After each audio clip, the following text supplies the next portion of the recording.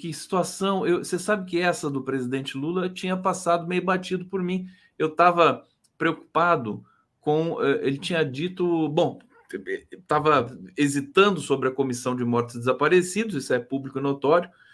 Vamos ver o que vai acontecer agora aí nos próximos ciclos aí. E essa sobre o 8 de janeiro, realmente terrível do presidente. O presidente Lula, por favor, Eu todos acho nós que hoje o apoiamos. presidente Lula vai ficar com a orelha quente, porque eu aqui vou apelar para ele hoje também, viu? Porque eu sei que você veio preparada aqui para fazer várias indicações. Muitos erros do governo, incríveis, né, Flávia? Ô Você Conde, eu quer acho o dar seguinte. um apanhado geral inicial para a gente? Não, eu acho que as circunstâncias, né, a conjuntura, ela é muito difícil, muito desafiadora, né? Eu imagino que a pressão que o presidente Lula enfrenta hoje com o Congresso Nacional, com a formação que tem. Então, eu entendo, né, que ele busque apaziguar, né, os ambientes institucionais todos dos quais ele dependa, mas eu acho que tem um limite, né? Eu acho que tem um limite, porque quem vota somos nós, povão, né?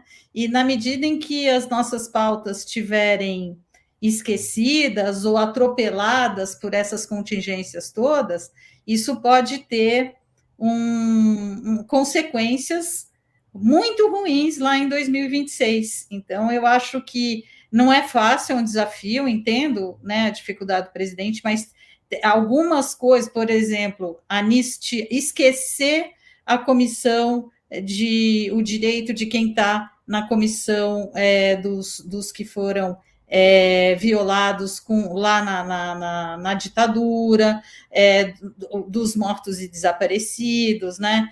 Agora, essa questão de anistiar quem se envolveu nessa tentativa de golpe gravíssima, que poderia ter dado certo e poderia ser muito grave. Quer dizer, tem algumas coisas que eu acho que não dá, que são inegociáveis, né? Você sabe que eu estou aqui pensando, porque assim, eu não tinha, não sei como essa notícia passou ao largo para mim. Quando que ele falou isso? Foi sexta-feira? Não sei que dia, foi a semana passada. Semana passada? É, não vi repercussão também, não vi repercussão na mídia, porque eu estou dentro das redes o tempo todo, não estou acompanhando as cerimônias do presidente, né, com a possibilidade de ver a extensão de toda a cerimônia.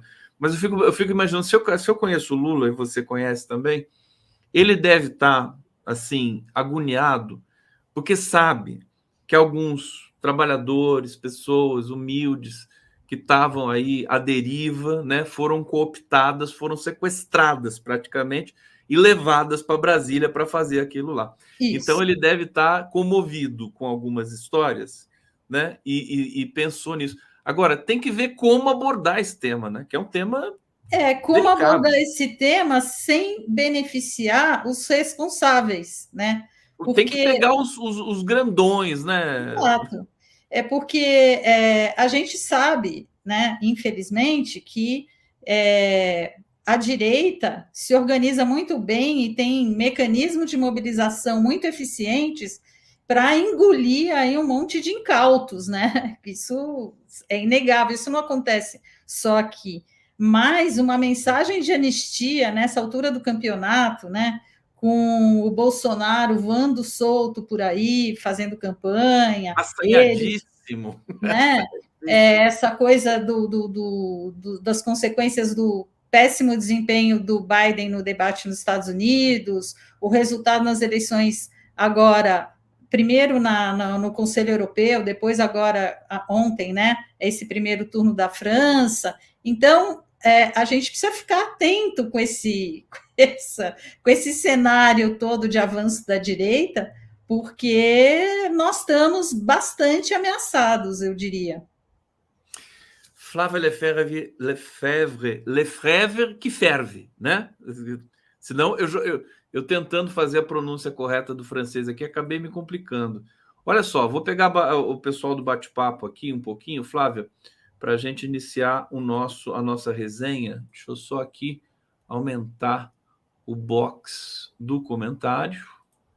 para que a gente possa ver com mais cuidado aqui. O Antônio Vieira é um sujeito de direita que assiste o programa. Eu até fico surpreso. Ele é educado, super educado. Que bom, né? Ele diz assim: Conde, vocês falam que a esquerda democrática é perfeita. Eu não falo isso. Quem falou que eu falei isso? Eu não falo isso. Não falo que a democracia é perfeita. Imagina. Fala um pouquinho da democracia de Cuba e de Venezuela. Eu prometo que vou falar, porque a gente tem críticas a qualquer democracia do mundo, meu querido. Não é só Cuba, Venezuela, Brasil, não. Todas elas. Precisamos aperfeiçoar o sistema. Maria falou: Rogério Sotile, meu conterrâneo, saudações. Obrigado aqui pelo carinho. O Saulo, essa aqui também merece um comentário, né? Conde, para de meter o pau no Lula, você está dando palanque para a direita todo dia, tome ciência, rapaz. Esse tema é casca de banana para a esquerda. Olha, Saulo, com todo respeito, quer dizer, aqui não tem passapanismo, eu não passo pano, é preciso alertar o Lula de muitas coisas. A gente tem todo o reconhecimento de toda a história, eu tenho uma história pessoal com o presidente Lula, mas não adianta, eu não vou ficar aqui chancelando, carimbando tudo que vem, e a gente sabe a quantidade de erro que vem desse governo, com todo respeito. Né? E ele mesmo pediu, né, Conde? Ele mesmo pediu. E eu estava assistindo um pedaço da manifestação aqui em São Paulo, ele teve no sábado aqui, né, inaugurando uma universidade e tal, e eu vi ele, num determinado momento, ele interrompe e fala assim: olha, você aí na plateia, que está com uma placa aí, querendo falar alguma coisa, me espera, porque depois eu quero falar com você. Claro. Então, eu acho que ele quer ouvir. Ele respeita. Sabe? Se a pessoa ficar só bajulando, o Lula não quer nem conversar com essa pessoa. Sim. Entendeu? Esse é o detalhe. Olha, o Zé Carlos Faria está dizendo aqui: Vlado foi chefe de produção do filme Subterrâneos do Futebol do Capovilla. Que bacana, a Clarice também colaborou no filme. Obrigado, Zé Carlos Faria, que também é outro grande cineasta brasileiro. Flávia, vamos ferver aqui a questão daquele mapa que você me mandou, que eu achei realmente impressionante, muito didático.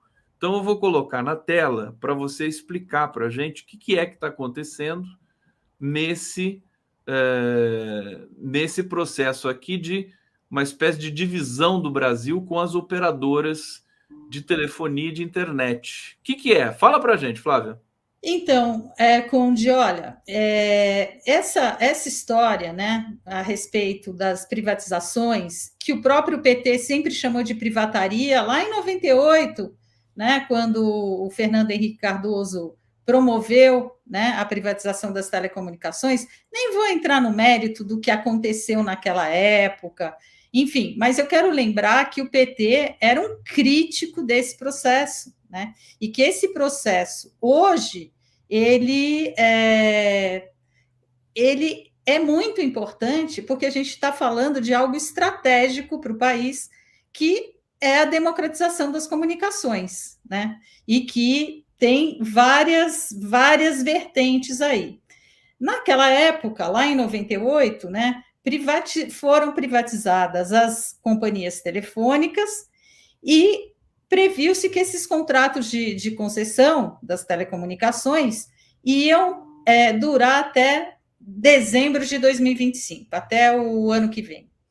E aí era o contrato de telefonia fixa, né? Só que a gente está falando de redes e dutos por onde passam essas redes, que dão acesso à telefonia fixa, mas dão acesso também à internet, porque no meio do caminho, imagina só, um contrato de concessão que começou lá em 98 e vem até agora, você tem vários outros investimentos que foram feitos, metas de obrigação estabelecidas e tal, para implantação de redes também de acesso à internet.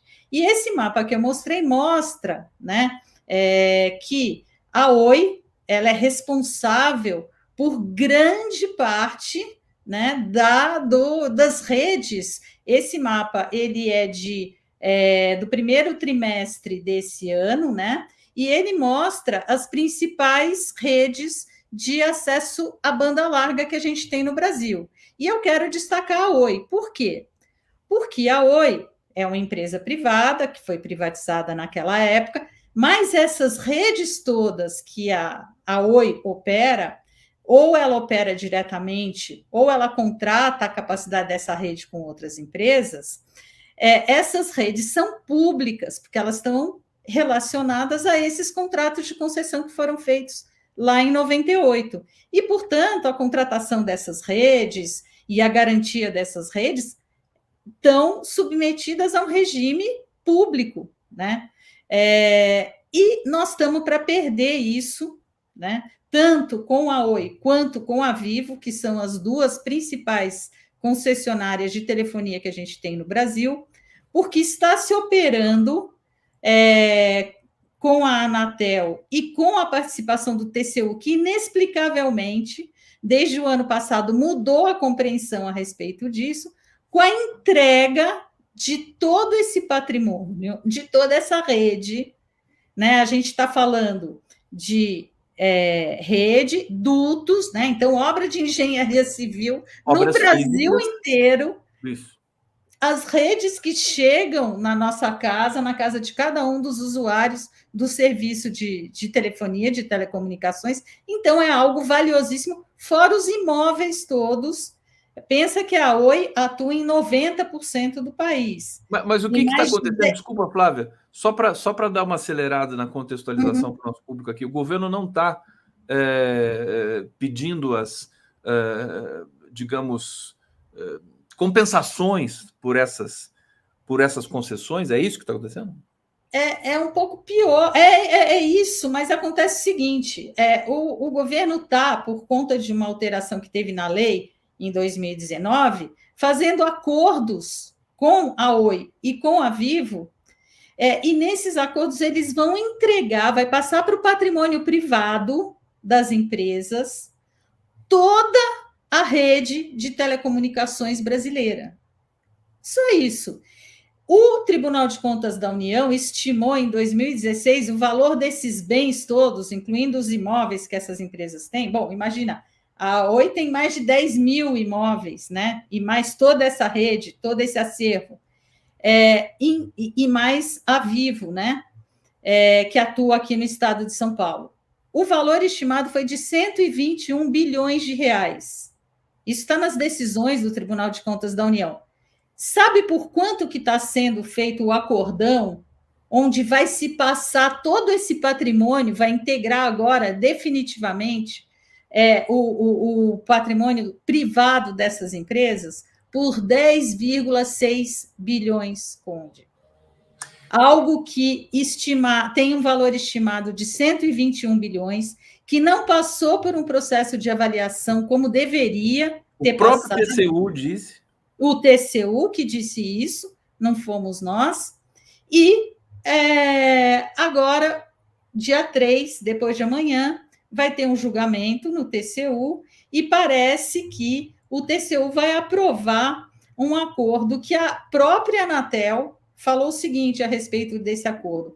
Olha, esse acordo implica num desconto significativo, né? Um descontinho de bilhões, de em torno de 90 bilhões aí, né? E vai ser feito, o conselheiro da Anatel usou uma expressão bonita para dizer que é ilegal, suspensão episódica da legislação de regência. Olha que bonito, Conde, para dizer que a coisa vai ser feita sem respaldo legal, entendeu? O pessoal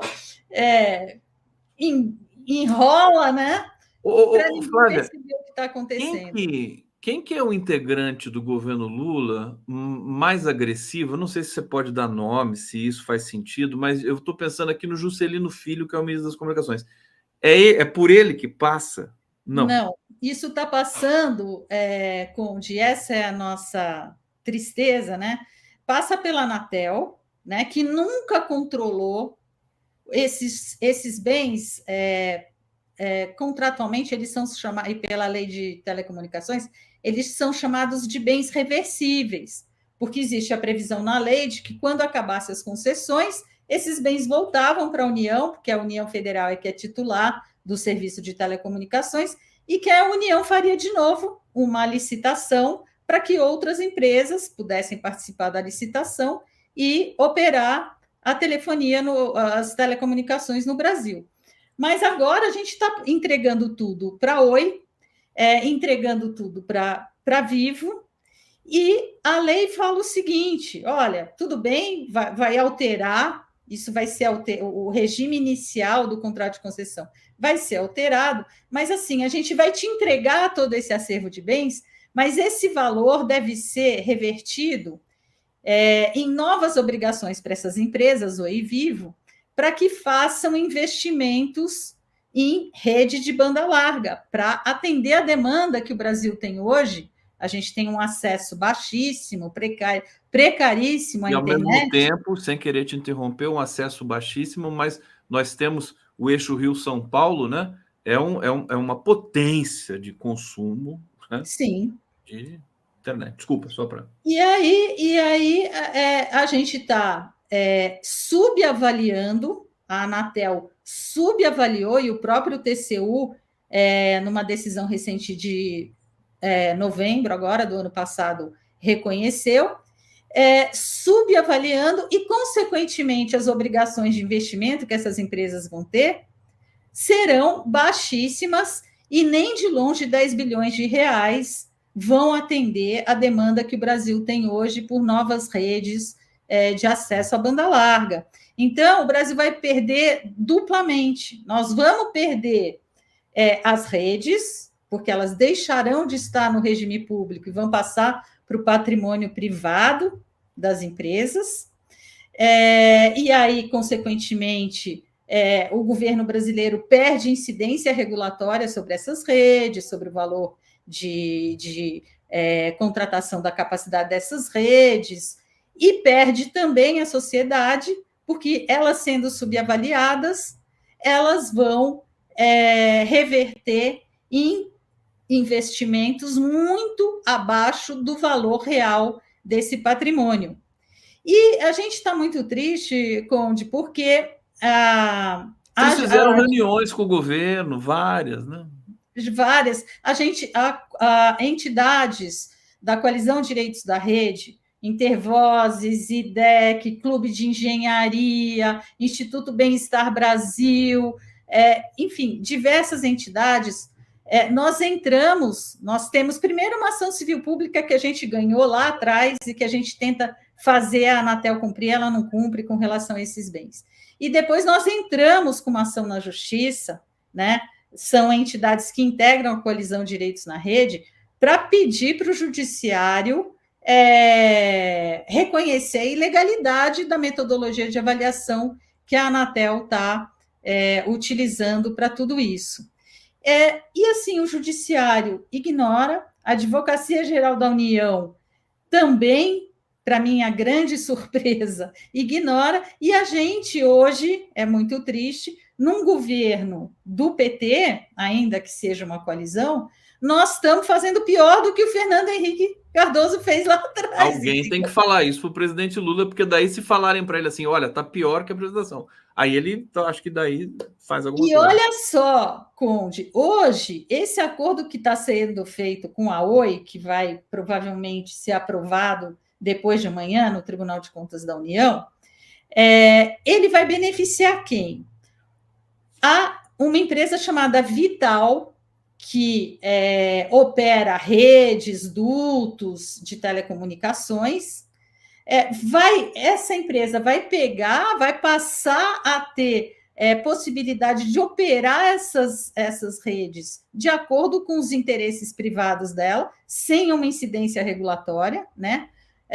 E sabe a quem a Vital está ligada? É o BTG Pactual, do Paulo Guedes, dos nossos grandes neoliberais. Então, eu queria mandar um recado aqui para o presidente Lula, se ele sabe que isso está acontecendo, né? Num cenário... Pois uma coisa que a gente sempre comenta aqui, que o Lula está sempre mal informado, mal assessorado, e isso pode ser decorrente dessa situação também. Por favor, faça esse apelo. Deixa eu até colocar você no corte aqui, porque daí eu vou mandar diretamente lá para o pessoal, viu? Pelo amor de Deus.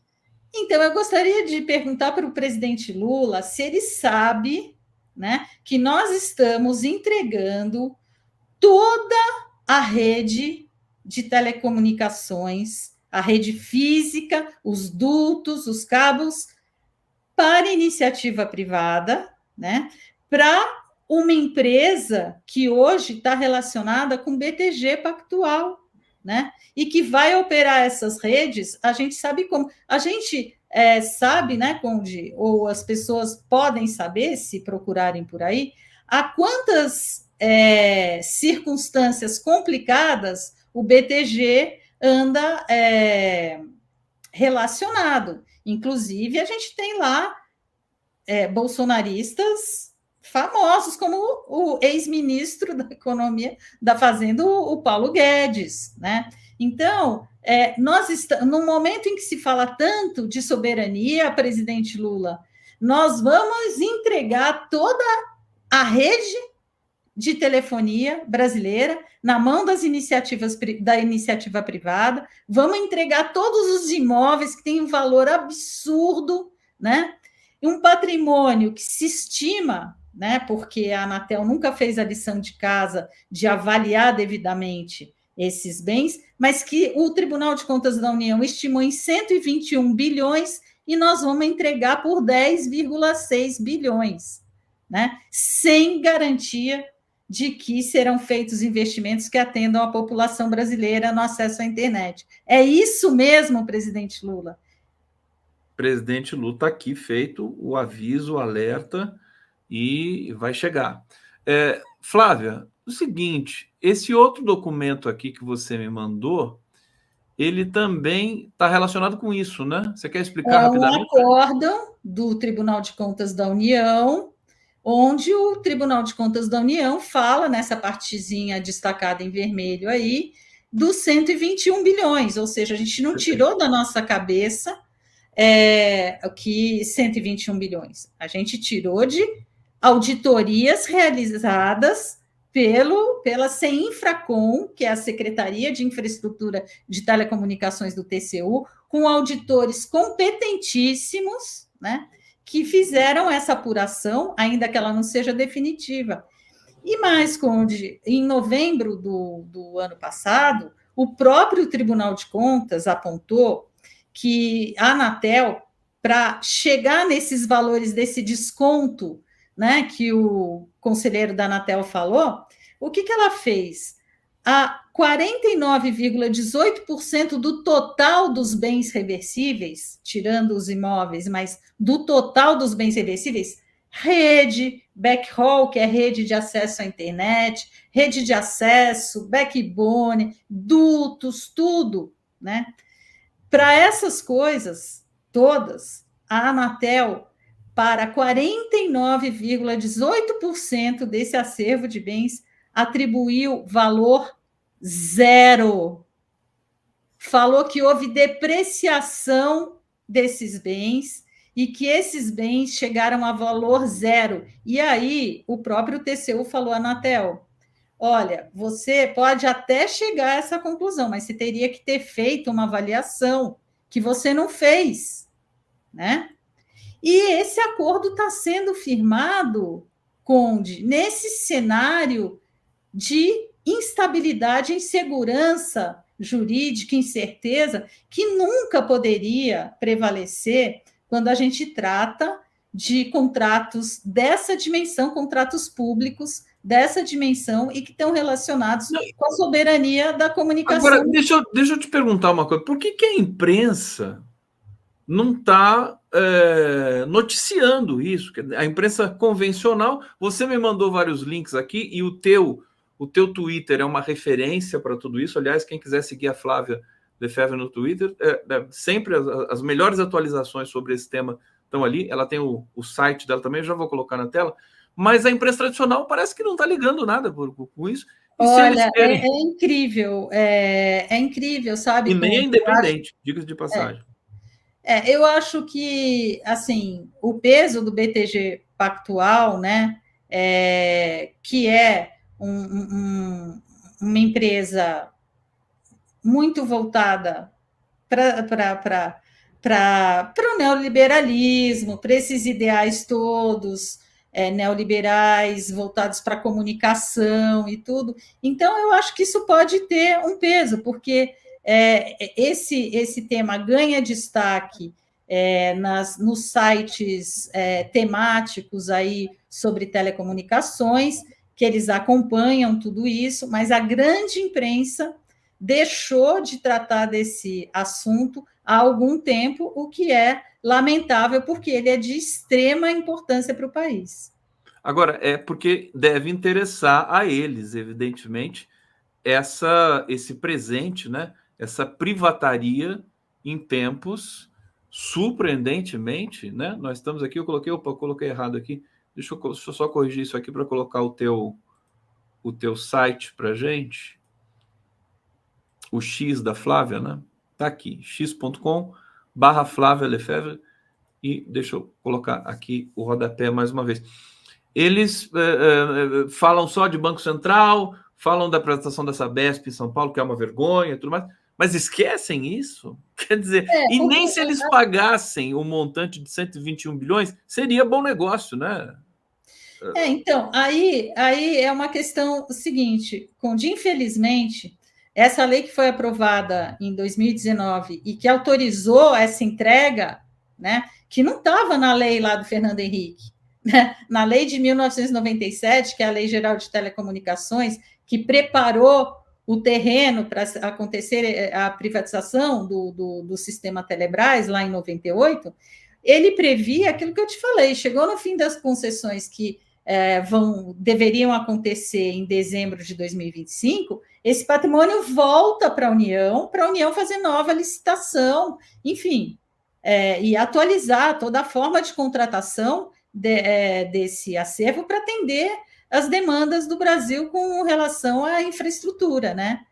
Mas nós perdemos essa batalha, a gente brigou muito, eu digo, campanha Banda Larga é um direito seu, coalizão Direitos na Rede, a coalizão tem mais de 50 entidades da sociedade civil, né? A gente brigou muito, mas chegou no governo do Bolsonaro e aprovaram essa coisa com o Congresso, com a configuração que ganhou depois das eleições de 2018, né? Então, perdemos essa batalha. Agora, já que vamos entregar o patrimônio, está previsto na lei, infelizmente, perdemos, mas que seja pelo valor correto, né? Conde, inclusive, especialmente porque, de acordo com essa lei, o valor que for apontado pelo levantamento, né, dessas concessões vai ser revertido em obrigações de novos investimentos por essas empresas. Então, a gente poderia estar tendo investimentos de 90 bi, nós vamos ter investimentos de 10, né? No momento em que o governo tem problema de caixa, tem problemas fiscais, é pressionado. Problemas gigantescos de ordem fiscal que o Haddad. Cadê o Fernando Haddad? Olha, o pessoal tá me orientando, falando aqui no nosso bate-papo o seguinte: tem que mandar não só para o presidente, mas para o Haddad, para o PT, para a Gleisi, para todo mundo, né? E uma coisa eu quero dizer também aqui, que quando justamente nesse processo de o presidente da República do Brasil está mal assessorado e não receber informações corretas, a gente percebe isso, ele se queixa disso em algumas falas públicas.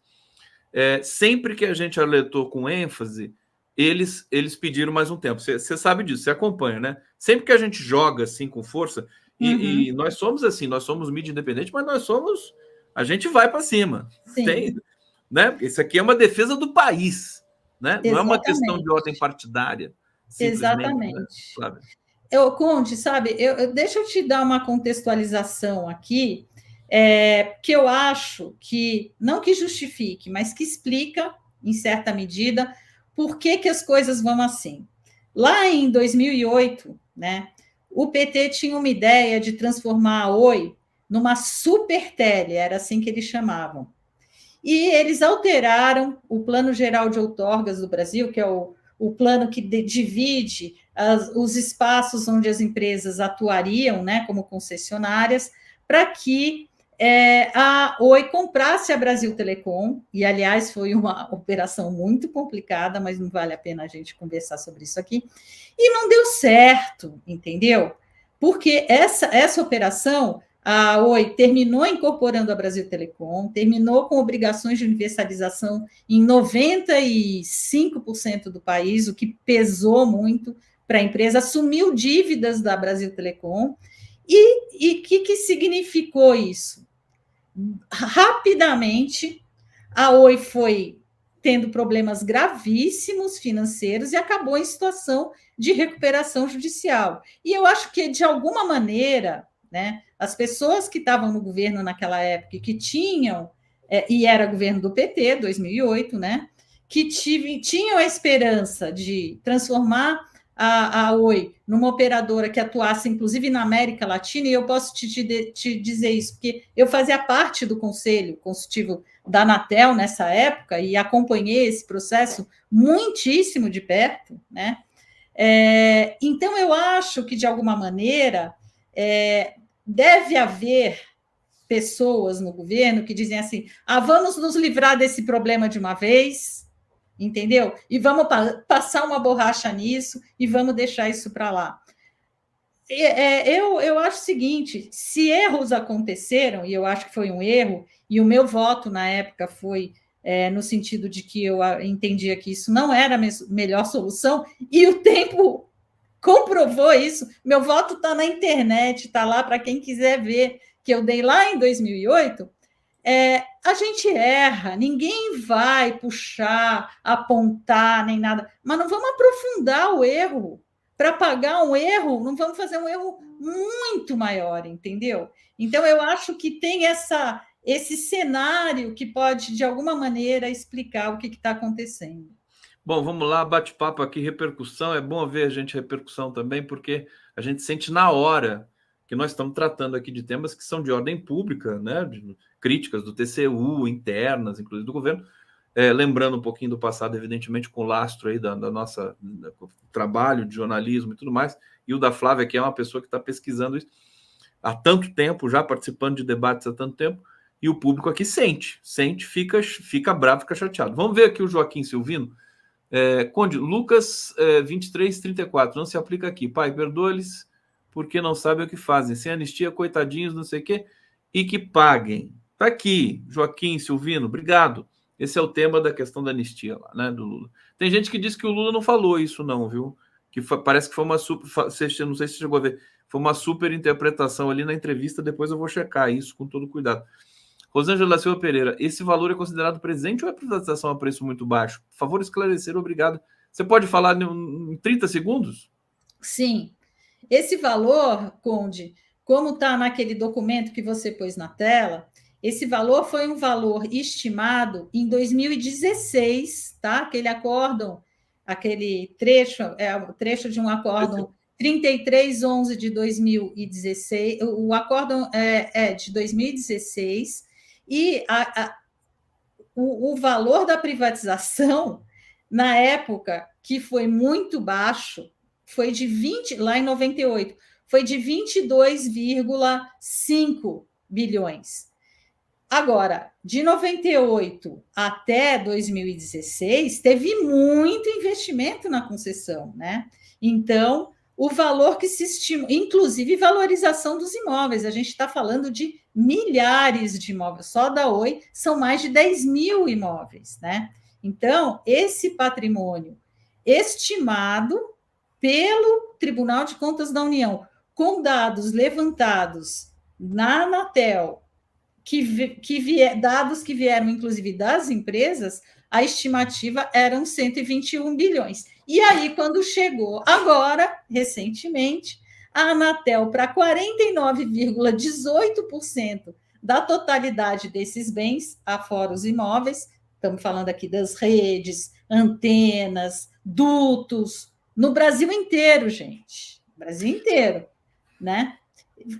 A Anatel atribuiu valor zero. E aí o TCU ainda dá uma tiradinha de sarro e fala assim, olha, a Oi, né, esse acórdão é o 516 de 2023, é super fácil, você dá uma busca na internet, você acha isso, TCU, Acórdão 516/2023, você vai ver lá, e ele dá uma tiradinha de sarro e fala assim, olha, a Anatel falou que os carros Fiat da Oi e tal valiam 0, mas se a gente pega a tabela FIPE, aqui, ó, cada um deles vale 25 mil. Você vê, né? Você vê esse clima que você está falando do TCU, de fazer uma graça e tudo mais, isso revela que existe uma relação tensa entre os...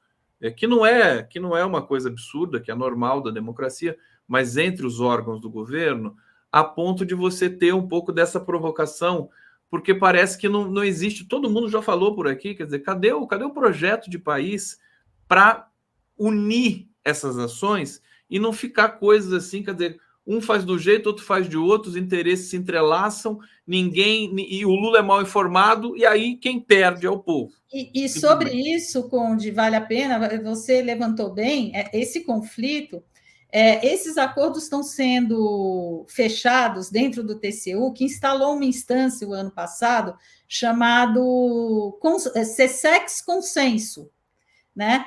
E precisaria ter dentro do processo que corre dentro do TCU um consenso sobre todos. Como dentro do TCU a auditoria, né, aponta irregularidades graves, né, como essa, de não fazer a devida avaliação e atribuir valor 0 para 49,18% dos bens, eles, esse ano, no começo do ano, o TCU altera a regra do CSEX Consensus e admite que não precisa ter consenso entre todo mundo, que se alguma auditoria do TCU não concordar, ainda assim pode aprovar o consenso. Então, é um consenso também, entre aspas, entendeu? Que coisa incrível. Olha, a Flávia tá histórica essa conversa hoje com você aqui, viu? Querida Flávia, ainda bem, você viu que eu estava certo, né? Eu falei, vamos fazer encontros semanais, né? Porque a Flávia, ela tá o tempo todo ligada no 220, trabalha pra caramba e tá sempre a mais bem informada sobre esses problemas do Brasil. Olha, Joaquim Silvino está dizendo aqui, Flávia, seria um tipo de leasing? Dá para dizer isso assim? Não é leasing, é entrega mesmo. A gente vai entregar, vai passar para o patrimônio das empresas em caráter definitivo, né? Todo o acervo de bens chamados reversíveis das telecomunicações que hoje são da União e vão passar para as empresas, entendeu? Deixa eu pegar aqui o Marcos Cazu, a gente está chegando ao final. Deixa eu trazer também já o Altamiro Borges para a tela. Altamiro! Conhece esse moço aqui, ô Flávia? Opa, Altamiro. Muito, né, Miro? Grande Altamiro. Está aqui com a gente já. Dá um oi para a gente aqui. Deixa eu liga o seu microfone aqui, dá um oi. Tudo bem, Flávia? Saudade de você, moleque. Pois é. Saudade. Vocês dois fazem muitas coisas, né? Juntos. Essa mulher é poderosa. Porque o Barão está sempre envolvido nessas lutas também. E a Renata Miele, que está no CGI também, fez parte sempre da campanha Banda Larga é um Direito Seu. Ela agora está no Ministério da Ciência e Tecnologia como coordenadora do Comitê Gestor da Internet no Brasil, né? Mas a Renata acompanhou essa luta com a gente desde sempre, né? Eu vou querer colher a indignação do Altamiro, que eu acho que vem. Você pegou um trechinho da fala da... Não peguei, eu estava em outra atividade. Então, Sabe o que é essa conversa, Miro? É aquela nossa velha conversa dos bens reversíveis, das telecomunicações, das redes públicas, que agora vão estar sendo entregues, né, para a Oi, leia-se Vital e BTG Pactual, do nosso envolvido lá, ministro Paulo Guedes também, né? E para a Telefônica. Vamos entregar tudo para eles a troco de banana. É isso. Bom, a gente vai ouvir o Miro na sequência. Espera só um pouquinho, deixa eu trazer o pessoal aqui no bate-papo. Marcos Cazu, a imprensa independente e a esquerda abandonaram a luta pela lei de meios. Tá? Isso aqui é uma afirmação, não é uma pergunta nem nada. E de fato, né? De fato foi abandonada essa bandeira aí. Érica Leal, enviem ao Lula, ao PT, ao PSOL também. Marcosetti, a grande imprensa tem interesse, claro, nesse processo todo aí de privataria, né? Lauer, 1961. Caramba, precisamos de um TCU para controlar as contas do TCU? É isso, né? Zé Carlos Faria, em 98 tivemos a privataria tucana, pela denúncia da Flávia, agora teremos a privataria petista. Vai ficar na história se fizerem essa lambança toda aqui.